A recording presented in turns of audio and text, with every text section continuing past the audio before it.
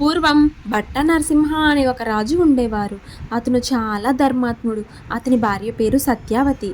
ఒకరోజు ఆ రాజు యుద్ధంలో ఓడిపోయి తన రాజ్యాన్ని కోల్పోతాడు. ఇక ఆ రాజు తన భార్యని తీసుకొని అడవులకు వెళ్తాడు. ఆ తర్వాత ఆ రాజు శ్రీ మహాలక్ష్మీదేవిని మనసులో తలిచి గొప్ప తపస్సు చేస్తాడు. కొంతకాలానికి శ్రీ మహాలక్ష్మీదేవి కరుణించి ఏం వరం కావాలో కోరుకో నాయనా అని అడుగుతుంది.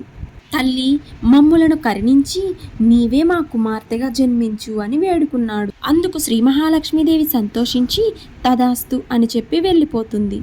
కొంతకాలానికి సత్యవతి గర్భాన శ్రీ మహాలక్ష్మీదేవి జన్మిస్తుంది. ఆ బాలికను చూసిన మునులు ఋషులు ఎంతో సంతోషించి అనారోగ్యాలు లేకుండా బాగా బతుకమ్మ అని ఆశీర్వదించారు. ఆనాటి నుండి ఆమెను బతుకమ్మగా పిలవసాగారు. బతుకమ్మ జన్మించిన కొంతకాలానికే తిరిగి ఆ రాజు తన రాజ్యాన్ని పొందారు. ఆ రాజ్యంలోని ప్రజలు సుఖ సంతోషాలతో ఎంతో సంతోషంగా జీవించారు. బతుకమ్మ పెరిగి పెద్దదై యుక్త వయసుకు వచ్చింది. ఆ శ్రీ మహావిష్ణువే చక్రాంకుడు అనే రాజుగా వచ్చి బతుకమ్మను వివాహం ఆడాడు. ఆ దంపతులు చాలా కాలం సిరి సంపదలతో రాజ్యపాలన చేశారు. బతుకమ్మని ఒక్కొక్క ప్రాంతంలో ఒక్కొక్క విధంగా పిలుస్తారు. కొంతమంది బతుకమ్మ అని, మరికొంతమంది గొడ్డెమ్మ అని, ఇంకొంతమంది గౌరమ్మ అని కూడా పిలుస్తూ ఉంటారు.